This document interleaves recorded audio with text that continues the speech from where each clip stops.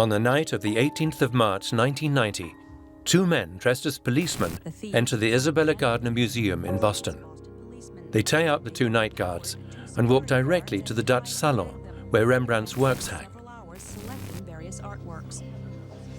A part of our heritage has been stolen from us. It's a barbaric act. The thieves cut 2 Rembrandt paintings and 10 other works out of their frames. The paintings are worth $500 million.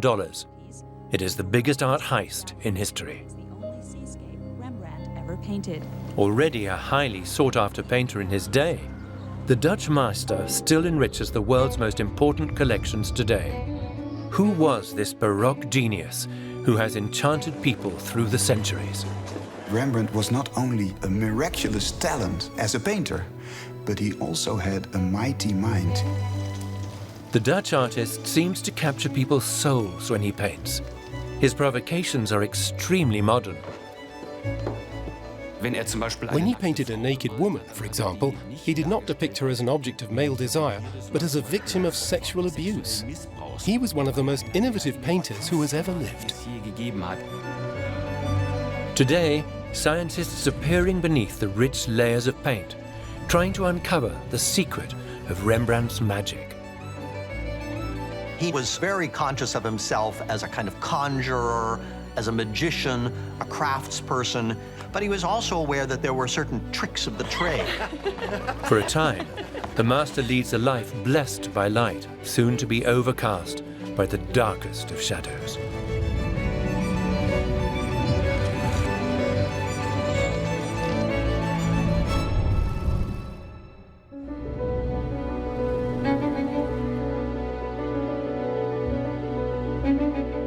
They hanged him. The code thief, they hanged him. Wonderful. Rembrandt van Rijn has been waiting for this day for weeks. He has received an extraordinary commission. The surgeons of Amsterdam want to be painted by him. It is to be the young artist's first major work. To do this, he has to leave his studio and take part in a post-mortem. Anatomy sessions were quite a public spectacle in the Netherlands at the time. There was music, people brought food and incense because the corpses stank. So it was really a very, very big show. Only male criminals were dissected. This man, contaminated by sin, he is now able, after his death, to do an honorable Nicolas task. Tulp is Amsterdam's leading surgeon. He and his colleagues pay a lot of money for Rembrandt to portray their work on God's creature, man, for posterity. To better understand the wonders of the But how to portray a random group of surgeons and their lecturer in the right light? A tricky task for the young painter. After all, his clients want to be recognized clearly in the finished oil painting. All this during the spectacular autopsy in which Tulp exposes the flexor muscle of the arm.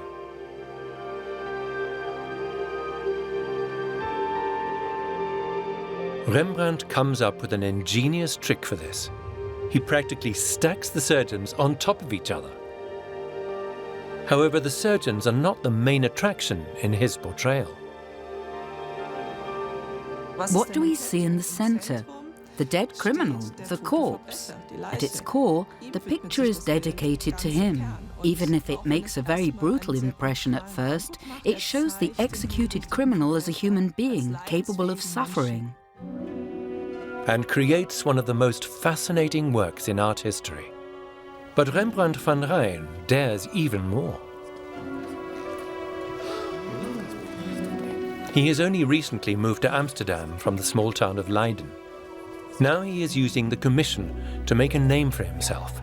He cheekily shapes the belly button of the corpse as an R.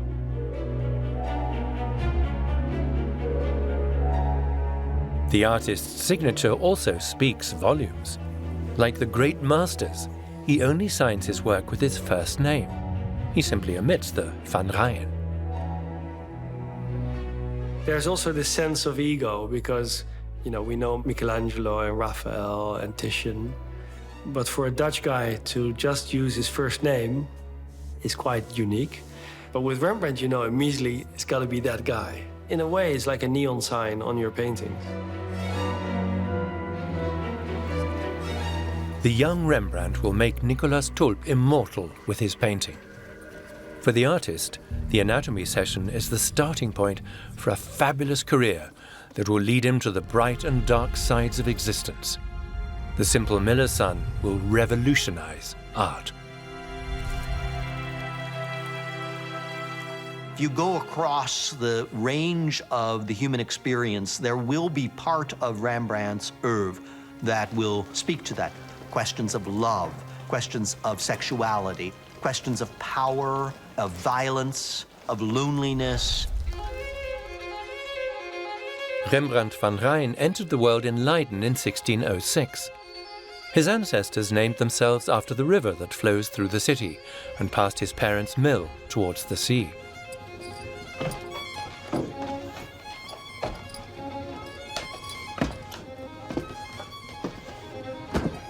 I'm convinced that the mill as an object which reflected the light in a certain way was very important for young Rembrandt. He must have been attracted by the sun coming through these little windows, and this is of course a fascinating image which would have been in the eyes and the minds also of the famous painter that later on painted portraits. The writer Onno Blom goes in search of the origins of the magician of light and shadow in his own hometown. The first time the name of Rembrandt is written down on a document is in this book of the Leiden University. And in 1620, Rembrandt Hermanni Leidensis, who was the son of Herman from Leiden, Studio Literarum, was going to be studying the letters, the arts, on this university. He was Anno 14, he was 14 years old, a little boy with curly hair. And he lived with his parents, apud parentis. I think that he came here to the academy with his father, and the rector sat down and he put, for the first time in history, his name on paper. So this is magic for someone who loves Rembrandt.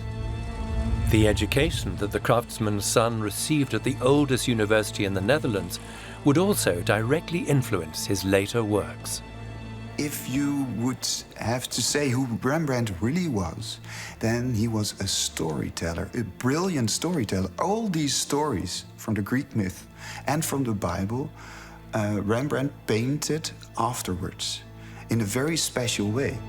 Biblical scenes or the depiction of ancient sagas, such as the rape of Persephone, become gripping stagings of human tragedies. They even invented scenes that are not in the Bible. So, you know, he could really play with the insightfulness that he had. In keeping with the motto, nulla dies sine linea, since his earliest childhood, not a day goes by that Rembrandt does not paint or draw. He devotes himself to his passion. First, he opens his own studio in Leiden. Then, he tries his luck in Amsterdam, Holland's commercial metropolis. The young artist's light shines brightly. His exceptional talent is quickly recognized in the city. God almighty, can't one have some peace around here? Go! The influential art dealer Hendrik van Eilenburg promoted the willful painter. Rembrandt. What is it? I must crack on. He arranges his first commissioned portraits, including that of the surgeons around Dr. Tulp. I've brought someone with me. But more importantly, he introduces Rembrandt to his cousin Saskia, who is in town for a visit. Good day. Is it true that light and shadow come alive on your canvas? At least, that's what my cousin tells me. Your cousin tells you that? May I? We can almost imagine Saskia Eilenburg as a fairy tale figure who suddenly entered Rembrandt's life. She was young, she was beautiful, she was rich, she was noble. She was actually more than Rembrandt, the miller's son, could ever have expected from life. Naturally, it's not finished yet, but perhaps you can understand on principle what I'm aiming for. What is that? That's a secret. Saskia is 20 years old. She comes from Friesland, from a traditional family of Calvinist solicitors and politicians. She then leaves her Frisian homeland and moves to Amsterdam with him, and she really proves to be a stroke of luck for him in every respect. She probably often had his back, if only because, as a woman from high society, she had a better knack for dealing with well-heeled clients. Will you be long? It's so cold without you in bed. I still need a bed. Not all the Eilenburgs were enthusiastic about Saskia's I choice. think you need some yellow. Oh. Hey! You can't Just get you wait! me! You can't get me! About 3 months after their first encounter, the two become engaged and are married a year later. Saskia chooses the magician of light and shadow. Rembrandt is also popular among thieves. His works have been stolen from museums more than 81 times.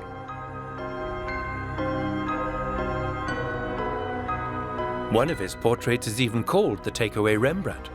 It has already been stolen 4 times and reappeared each time. The Stockholm art heist kept the world on tenterhooks in December 2000. 3 men break into the Swedish National Museum with machine guns and steal 2 Renoirs and a Rembrandt. As a decoy, they set 2 cars on fire and then escape by speedboat. In 2005, the art treasures were returned to the museum. Such luck has so far eluded the Isabella Gardner Museum in Boston. The 13 masterpieces stolen from there have been missing since 1990. A reward of $10 million has been offered for information on their recovery. Only one real Rembrandt remains in the museum. It shows the artist at the age of 23, one of his extraordinary self-portraits. Immediately you see these dark, dark, dark pupils of the eyes looking out at us. And I think he knows that the way people look at pictures, they'll be struck. It will always look like the eyes follow you. But in this case, it's the whole world of light and shadow that's going to follow you. So it's really very alive. And Rembrandt is a painter of that epiphany in the double sense. Both, it's an epiphany of his person, his coming to light, and it's an epiphany because it's the light that does it all. Over 80 self-portraits by Rembrandt have survived. In these baroque selfies, the artist perfects his portrayal of light and poses in a wide variety of costumes, from nobleman to beggar. Rembrandt's later self-portraits, they're brutal because they're so realistic. You know, if he's got a big nose because of drinking, or if he's got yellow cheeks because his liver doesn't work anymore, or if it's warts or whatever, he will paint it. He doesn't do any concession to reality, as his philosophy was to really look at nature. So there is not a choice of making himself more beautiful, because that means that you have to fantasize about something that isn't there. A stark contrast to his contemporary Peter Paul Rubens, for example, who, although already over 60, stylizes himself as a youthful, elegant artist. But is Rembrandt's honesty perhaps only an effect he plays with? Even if you come so close, you don't really know who Rembrandt is. He comes forward, if you look at the painting, a self-portrait, as a fascinating person, but also he stays a mystery.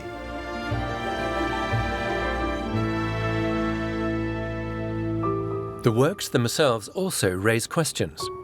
In recent decades, there have been repeated doubts about the authenticity of some of the paintings, such as the man with the gold helmet. Art historians subjected it to intensive analysis. In 1986, they published their sensational result: not an original Rembrandt. Don't apply it quite so thickly. The light is here on the outermost edges. The scientists had noticed that the gold did not correspond to Rembrandt's usual painting style. Better, yeah.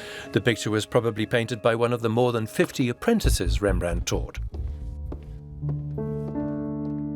In recent years, however, some new authentic Rembrandts have also come to light. The person responsible for that is Jan Six. I talk about him so much and I look at his work so much, and every day he sort of bumps into my life. He's ever present. So in a sort of an academic way or in a philosophical way, I'm almost married to Rembrandt. Rembrandt is closely linked to Jan Six's family history. One of his ancestors was a friend of the master. The first image I really remember is that little etching of Rembrandt sort of looking like that. And I think I tore it out, age 8 or 9, and hung it in my room. And he would always look at me. And from that very moment, I loved it. While working for Sotheby's in London, Jan Six comes across a work by an alleged Rembrandt pupil in a catalogue in 2007. Auction price? £1,500. His client buys the painting. It later turns out to be a self-portrait by Rembrandt. In 2013, the Getty Museum in Los Angeles buys it for $16 million.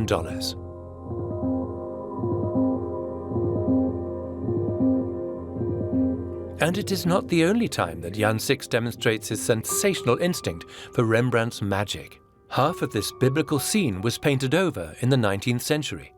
Once again, Six believes he can detect the master's hand. I saw a catalogue from a German auction house, and I went to Cologne. I saw the real painting, and I saw that parts of it was overpainted, but the figures in the background really looked original, especially that little boy looking out. And that face is really Rembrandt's face. So at that very moment, I decided for myself, this has to be by Rembrandt. This time, Jan Six has to raise €1.5 million with an investor to buy the painting at auction. But the real adventure is just beginning. What lies beneath the painted-over areas? An X-ray promises more figures painted by Rembrandt's hand. Should one dare to remove the upper layers? You see the X-ray, something is there. And so you ask the restorer, can you just take a little bit of the background away? And then first they say, well, really? And then you say, yeah, try. And so the first centimeters go off and the color comes out. And I remember, because it was done in England, I remember they called us and they said, there's color, you're right, there's color. And I said, continue. And they said, it's so scary. And I said, no, you have to do this because it's like Indiana Jones. It's like archaeology, it's an adventure. You can see in the right side, this is halfway the restoration, that the red color comes off and that the purple comes out. Also, you can see that the figure behind Christ is now gone, and the three figures that we're showing on the X-ray are actually emerging, they're coming out. You can see halfway that the little boy is losing his dress, and actually underneath a new body is emerging. I remember when these naked buttocks came out, we were so excited, and then we looked at each other and said, oh God, somebody thought this was a bit strange to paint the naked bum of a young kid. But at the same time, it's so natural, it's so real. I mean, this the innocence of young children. And of course, Rembrandt understood the Bible so well. And this whole story is about the innocence of the world. And what is more innocent than a naked child? So in a way, it started to make far more sense. Although the young Rembrandt only half completed his painting, his pronounced ego and sense of humor are clearly visible. Rembrandt positions himself above Jesus, and he's looking at you. He's saying, I did it, here I am. So it shows that he's very eager and he's very self-confident. And I love that, because when you're in your 20s, early 20s, you know, when you can start driving a car and when you can do all sorts of grown-up stuff, you're ambitious, you're experimental, and you're always bluffing. You're always a bit too big for life. With this attitude, Rembrandt encounters an environment that offers him everything in abundance. When he sets foot in Amsterdam, the city is in its heyday. It is the golden age of the Netherlands, which becomes the dominant maritime and trading power in the middle of the 17th century. In Amsterdam in particular, the riches of the world were quite literally piled up. Gold and ivory from Africa, tobacco and furs from North America, sugar and cocoa from South America, and pepper and nutmeg from Asia. The population of Amsterdam grows from 40,000 to 210,000 during Rembrandt's lifetime. Living quarters are created at lightning speed. The rich merchants invest in real estate. This is how the Canal Belt comes into being. The city literally bursts at the seams several times. Amsterdam is booming. Ordinary workers here earn twice as much in the mid-17th century compared to those in Cologne, for example. Rembrandt is a child of his time, living it up, with a penchant for extravagance. He was particularly fond of exotic objects from faraway countries. Interestingly, Rembrandt's adult life coincides exactly with the height of the Golden Age. If there was ever an artist who was born at the right time in the right country, it was Rembrandt.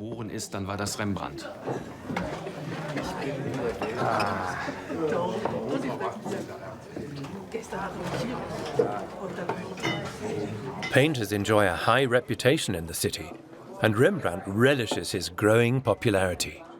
The melting pot of Amsterdam provides him with new motifs every day. My name is Rembrandt van Rijn. An estimated 5 million paintings were produced in the 17th century. And it's unique that at that time it wasn't just a small avant-garde, an elite that was interested in contemporary art, as is the case today, but broad sections of the population.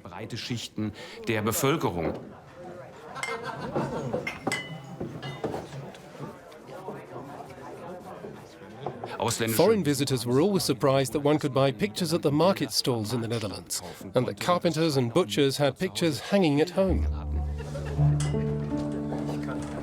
At that time, works of art were often even accepted as currency in Amsterdam. And in the pulsating world metropolis, the name Rembrandt soon ranks right at the top. Keep still. But I am holding still. Yes, too still. Merchants like Martin Solmans, who had amassed fabulous wealth through trade, had themselves immortalized by the artist more and more often. For no one painted people like Rembrandt. With almost every Rembrandt portrait, you see something that is uncompromising. Sometimes you get a sense that it was production and the bills had to be paid, but almost always you get a sense that there is a new invention to be brought out. And Rembrandt is giving himself a challenge because that is how he sees art, at least the art that he makes. By incorporating accessories, for example, Rembrandt also tells stories in his portraits. And he makes up small actions that bring movement into the picture, a masterly trick. In this way, static poses become a lively snapshot that he captures on canvas.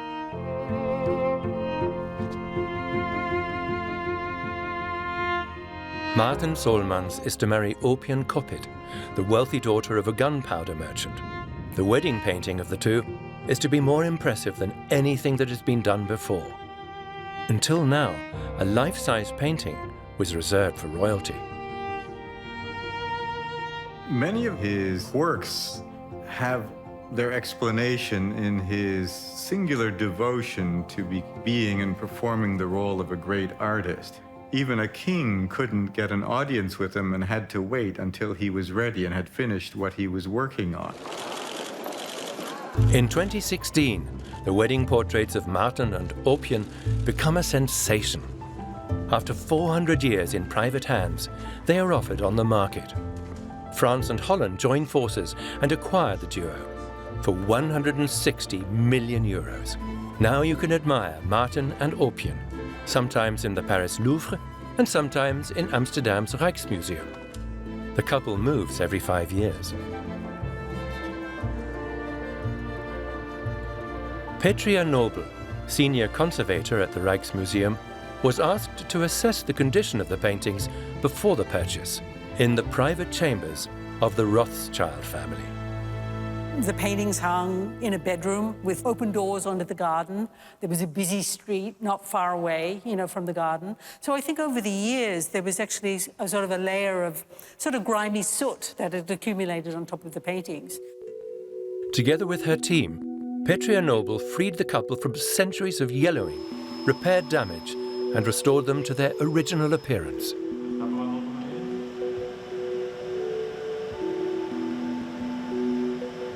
It is precisely in the tiniest details that Rembrandt's genius, and also his inventiveness, is revealed. What is so stunning is that the general impression, from a distance, is that this is a real lace collar. I mean, it really gives you the impression that it is that he depicted that in a lot of detail. But in fact, when you get up close, it's nothing more than just little dabs and licks of black paint on top of this white layer. Contrary to what one would expect, Rembrandt did not paint white lace on a black background, but the other way round. He was a master of illusion, who knew all the tricks and invented new ones.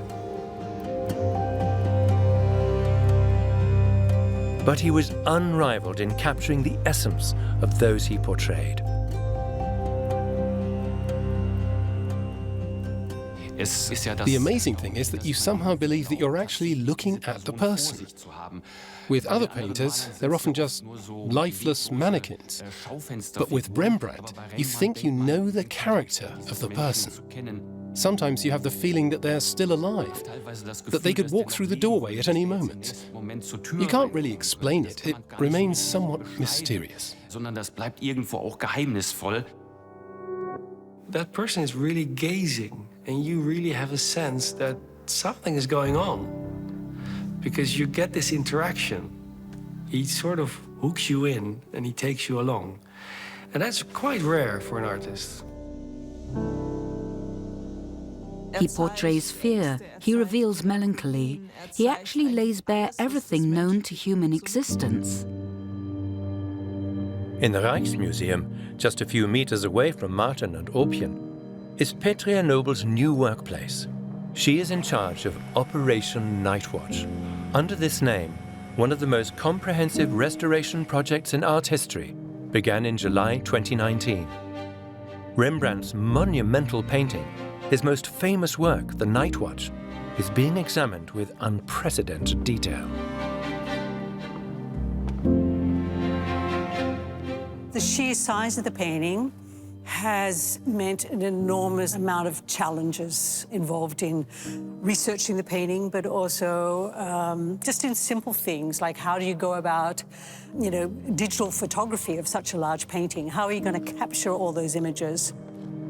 Ultra-high resolution scans provide the basis for the restoration of Rembrandt's masterpiece, which will take years.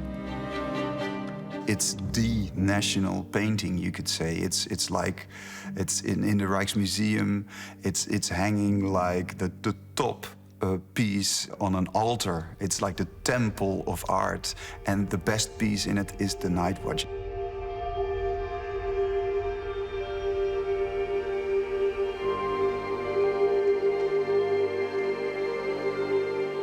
I don't know if that is his best painting, but it doesn't really matter, because it's clearly the greatest endeavor. It was really showing this is what I am capable of, and it's a pretty awesome big picture. The guard of Amsterdam, who would otherwise be sitting kind of in a static portrait, are suddenly coming up to us. The picture has this sense of momentariness. You can hear the gunfire, you can hear the drum beats, you can almost smell the gun smoke. This image is highly sensorial. The illustrious group is typical of Rembrandt's time, a marksman's guild that provides security in Amsterdam as a vigilante group. The giant of art immortalized himself once again in this monumental work.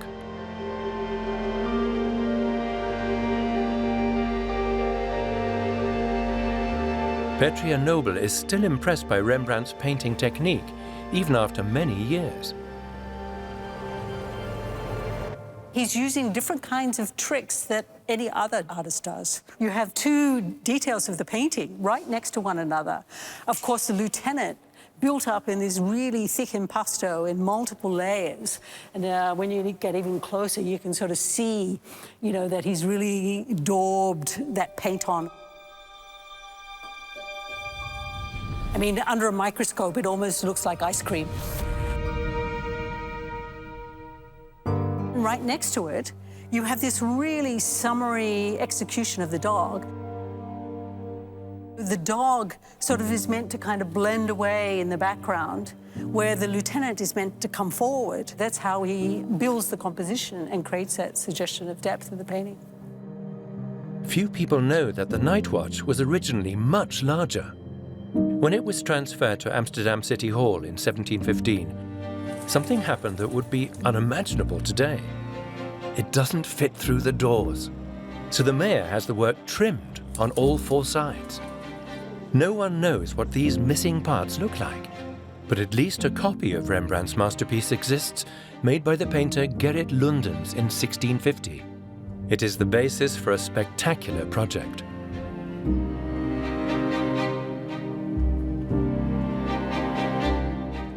There are several things that are present in the Lundens, but missing in the Nightwatch. Apparent difference is that on the Nightwatch, this figure here wearing the helmet has been cut off, whereas in the Lundens, we see his arm back here, and in fact, there are two missing figures, and if you look closely, there's even a little boy down here looking over the wall. The missing sections will be reconstructed with the help of deep learning algorithms. To do this, the technology is first fed hundreds of details from both images. I use this alignment between the Lundens and the Nightwatch to basically send the neural network to art school. So what you're seeing here in these examples is a little tile from the Lundens and then the same tile from the Nightwatch. And so this is basically a quiz that we're giving the neural network. We say, all right, paint this like Rembrandt would paint it. And this is its best guess. After hundreds of thousands of cycles, the missing parts of Rembrandt's Nightwatch are then calculated from the data. And this is the result.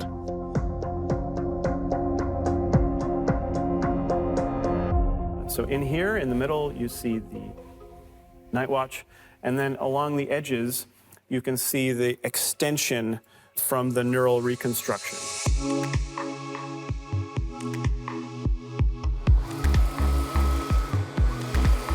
In this way, the museum creates a unique reconstruction of the Nightwatch, which gives an idea of how Rembrandt probably really planned his work. And it enables new insights, especially with regard to the positioning of the figures.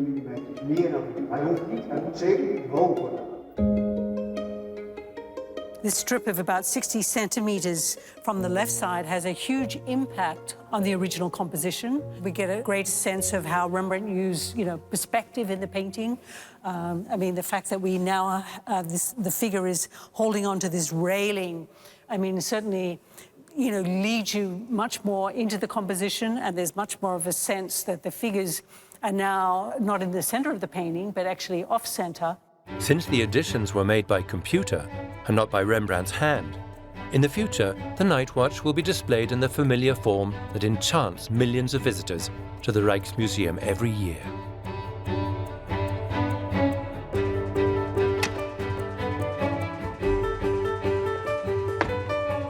When Rembrandt receives the commission for the Nightwatch, he is 34 years old. He is at the height of his creative powers. Amsterdam's elite are at his feet. His marriage to Saskia has granted him a life of wealth. He acquires a stately home, which he fills with art from all over Europe and his collection of historical and exotic exhibits.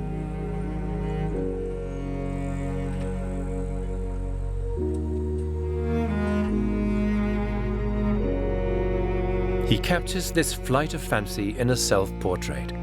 It shows him and Saskia as a couple who enjoy life.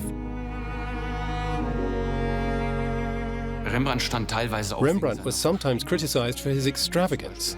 For example, his wife Saskia's relatives accused him of throwing money out of the window with both hands. Interestingly, he didn't deny this at all. He only said, "Yes, we can afford it because we've been so richly blessed by God Almighty with money and goods." Saskia's dowry of 40,000 guilders was used up only a few years after the wedding.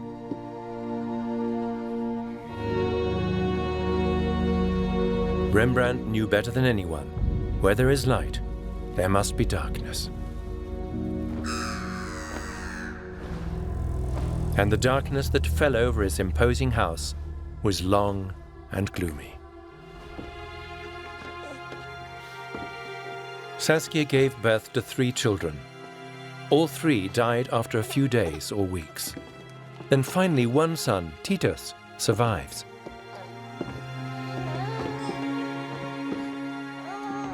Look what Papa is doing. Rembrandt, Titus scolds you. You should paint faster. Papa needs a bit of quiet. Their happiness is short-lived. Saskia dies at the age of only 30, when Titus is 1 year old. The 4 pregnancies had taken their toll on her, and tuberculosis was most likely her death sentence.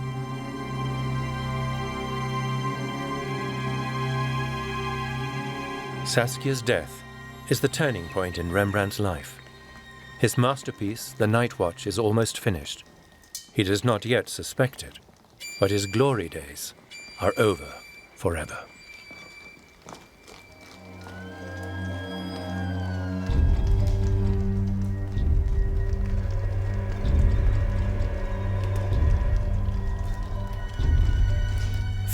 Saskia's death was a great shock to him.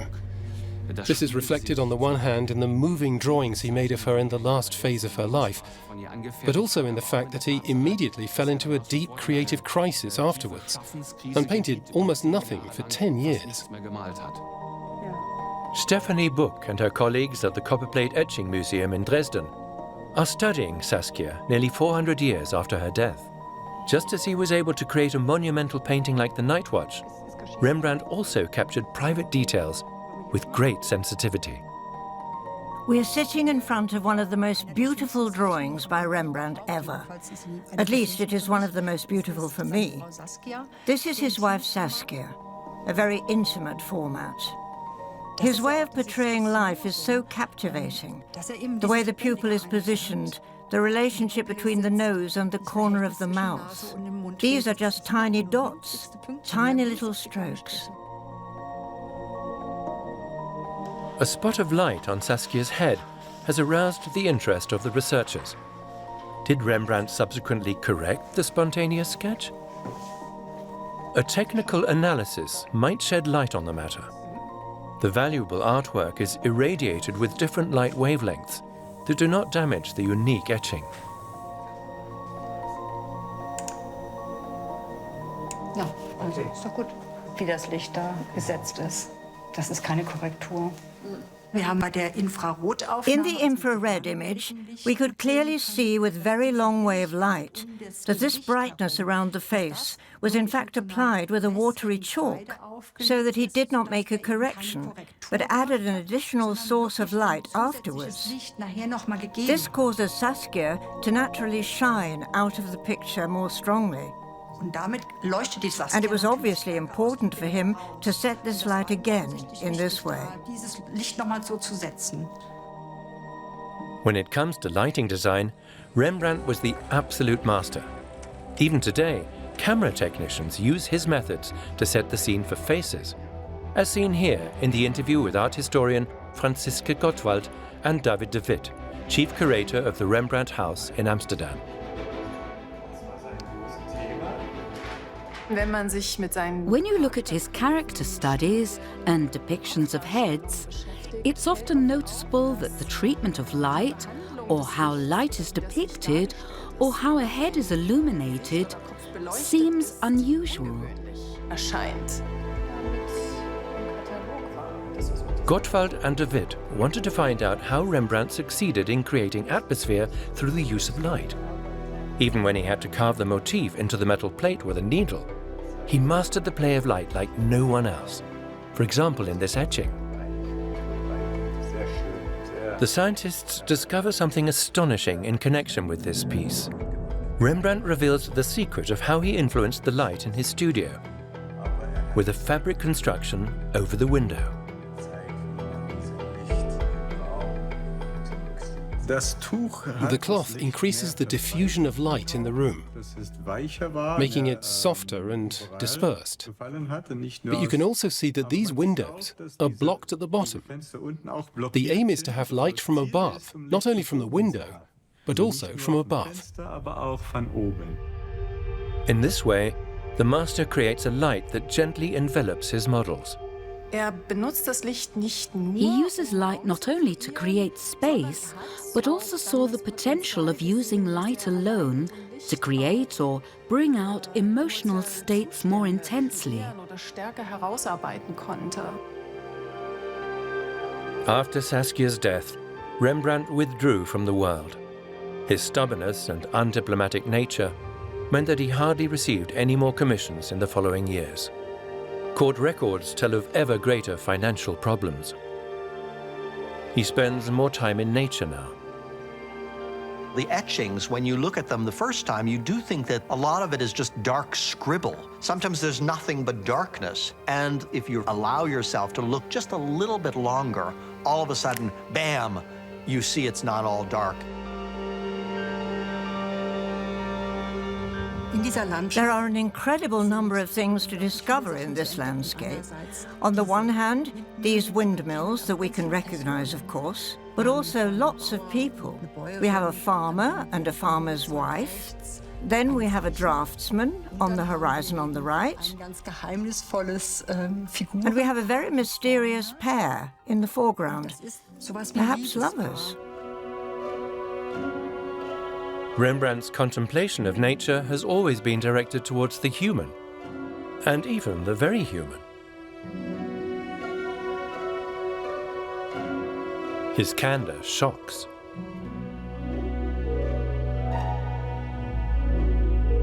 His nudes vex his contemporaries. The print is famous for the fact that it was also criticized for being so candid, when people in the Academy thought that one had to follow norms and rules. And here, for example, you can see the imprint that garters make, and that was simply not considered appropriate for a nude. This is a corporeality that simply reminds us that bodies are like that. Whether that's brutally honest is something you have to think about, because who is being cosseted? When we look in the mirror in the morning, we're not cosseted either. So it's a detail that brings the vitality of life itself into the etchings. Rembrandt has not lost his sense of humor, even as a widower, nor has he lost his knack for telling stories.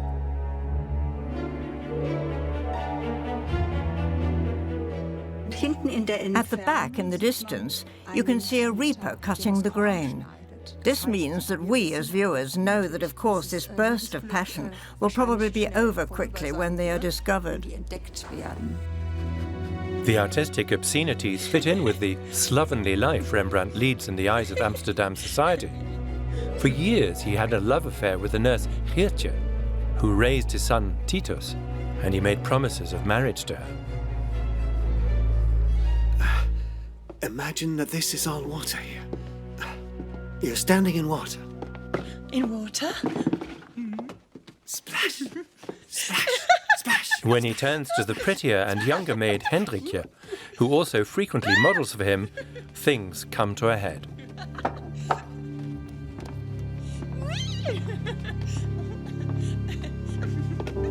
Oh, Rembrandt. The other side too. The jilted Geertje sues Rembrandt and wins alimony in court. He takes revenge and has her locked away for 5 years in a women's penitentiary.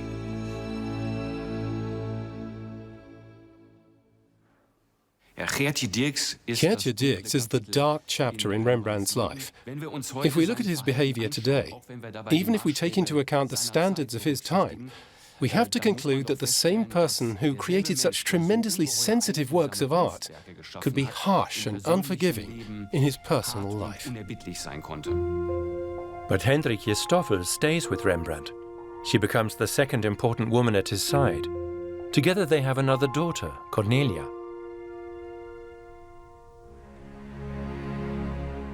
Hendrikje Stoffels was a very simple woman who couldn't even read and write properly. But she must have been very astute, because when Rembrandt had to declare bankruptcy in 1656, Hendrikje founded an art trading company and took Rembrandt on as an employee, so that he could concentrate entirely on his art. And that is how his legendary late work came about. The late Rembrandt artworks break with the conventions of the time. He scales everything down to the essential, radical and modern from today's point of view. Rembrandt works very intensively with individual blobs of colour, and sometimes he simply makes use of our brain's ability to complete something that's not even there. He even omits some things, and we still know that it's a hand. That is the crease of an arm, because we complete the picture ourselves. So he's concerned with showing a state of mind or showing a state of being and somehow conveying that to us. That's ultimately something that modern painting, especially Impressionism, picks up on later. The art critics of his time despised this way of painting. But Rembrandt's way of painting points far into the future.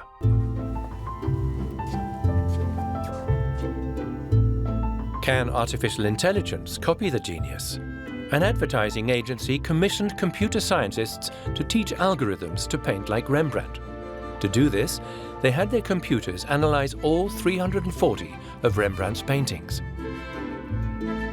It is true that Rembrandt is kind of the pop star of Dutch arts and culture and the Dutch masters, and we could have gone with Van Gogh maybe as well. But the important thing with Rembrandt is there's a lot of data available. The AI drew its conclusions from millions of data. What does a Rembrandt nose look like? How far away are the cheekbones from the eyes? The algorithms analyzed the facial parts and then created their own work.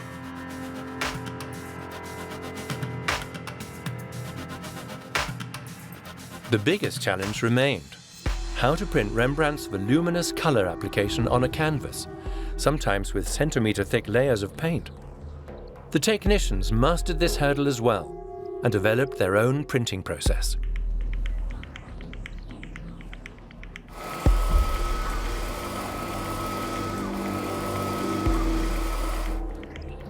The result was presented to the public and to an extremely skeptical art scene as the next Rembrandt.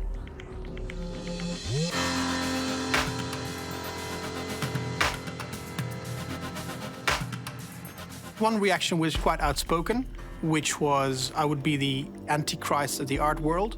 And there's a very famous Rembrandt expert who actually came and who had his magnifying glass, and he looked at the painting and he said, "This is prostitution of Rembrandt."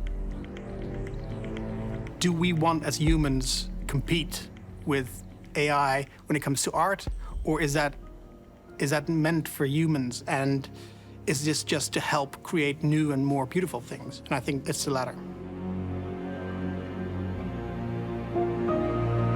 What would the master himself have thought?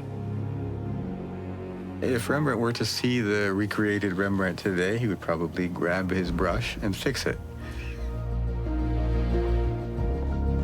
Rembrandt survives his son Titus and Hendrikje, the woman who stood by him even without a marriage certificate. Both died of the plague, which raged twice in Amsterdam between 1660 and 1670. In the end, he lives a secluded and lonely life, with only his daughter Cornelia looking in on him from time to time.